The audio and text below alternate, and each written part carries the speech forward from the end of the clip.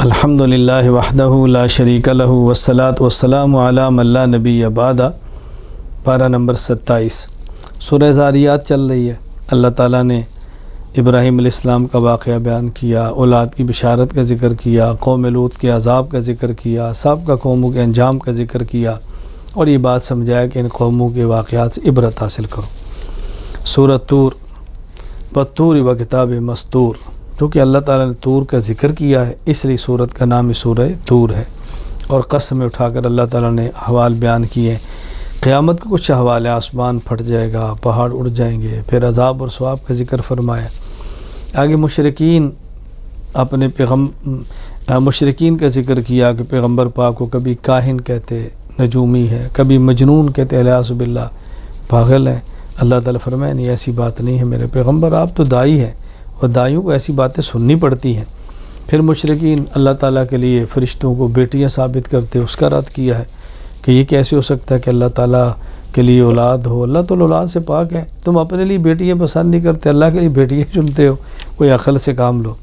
آخر میں اپنے پیغمبر کو فرمایا میرے نبی آپ بے فکر رہیں، غمزدہ نہ ہوں، فَإِنَّكَ بِأَعْيُنِنَا، آپ ہماری نگرانی میں ہیں، ہم آپ کی حفاظت کرنے والے ہیں، آپ دعوت دیں، باقی بالآخر انجام بد اس کا ہے جو آپ کی بات نہیں مانتا۔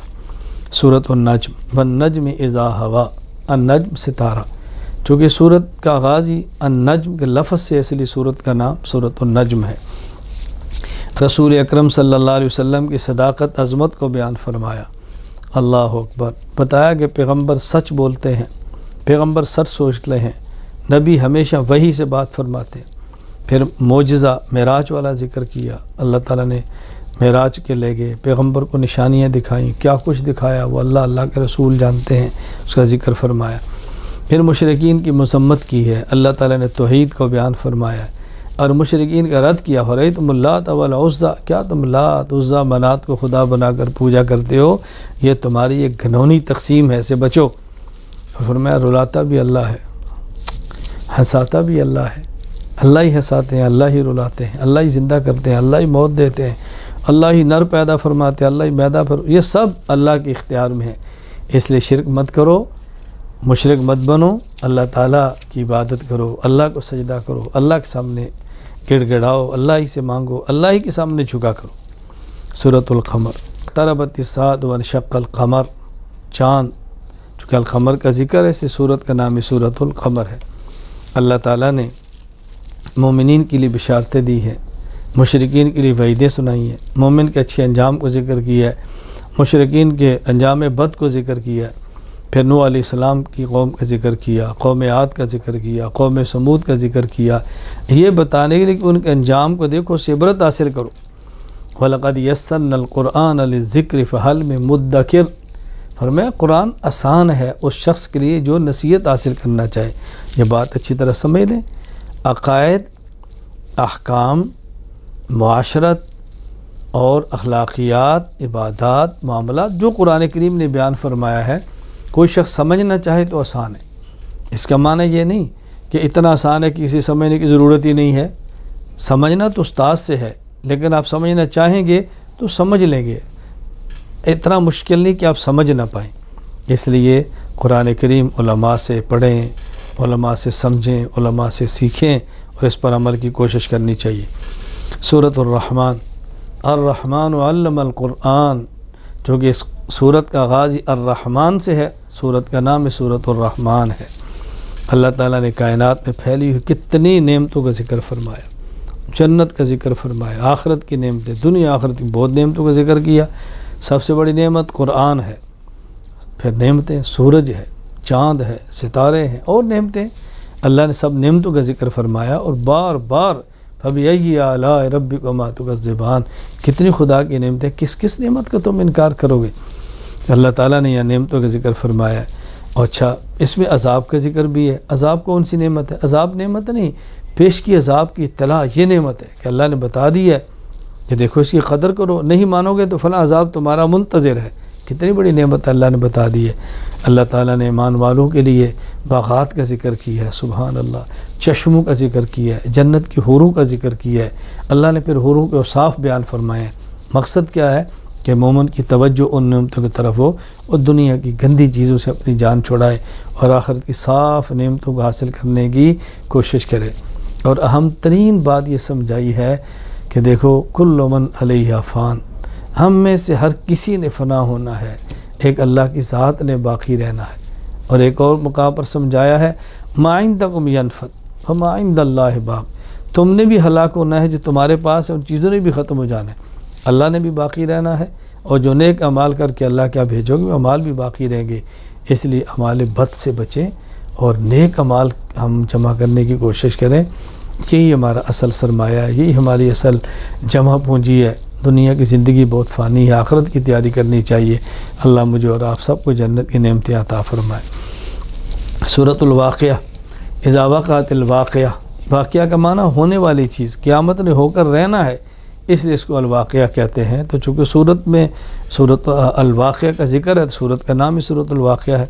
اللہ تعالیٰ نے سمجھایا ہے کہ دیکھو زلزلے آئیں گے، پہاڑ ریزہ ریزہ ہو جائیں گے، یہ ایسے ہولناک منظر ہوگا تم برداشت نہیں کر پاؤ گے۔ اور پھر 3 گروہ ہوں گے، اصحاب الیمین، اصحاب الشمال اور مقربین، جن کو دائیں ہاتھ میں اعمال ملے گا نامہ اعمال اصحاب الیمین، بائیں میں ملے گا اصحاب الشمال، اصحاب الیمین جنتی ہیں، اصحاب الشمال جہنمی ہیں۔ اور پھر اصحاب الیمین کی ایک قسم مقربین ہے، یعنی اعلیٰ درجے کے لوگ ہیں۔ اللہ تعالیٰ نے دونوں کی نعمتوں کا بھی الگ ذکر فرمایا ہے۔ اصحاب الیمین کی نعمتیں یہ بھی صدر مخضود و طلح منضود و ظل ممدود، کہ ان کے لیے بیری کے درخت ہے، وہ جنت کی بیری ہے، اپنی اللہ کی شان جیسے ایسے اس بیری کی شان ہوگی، تہ بتہ کیلے ہیں، پھل ہیں۔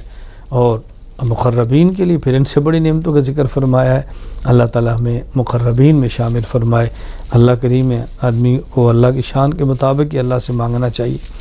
پھر اللہ تعالیٰ نے آفاقی دلائل بیان فرمائے، اللہ بارش برساتے ہیں، درختوں سے، تر درخت سے اللہ تعالیٰ سبز درخت سے آگ نکال دیتے ہیں، اولاد دیتے ہیں، اللہ تعالیٰ پانی تمہیں دیتے ہیں اور میٹھا پانی دیتے ہیں۔ خدا کی نعمتیں دیکھو، ان نعمتوں کو دیکھ کر اللہ کو یاد کرو۔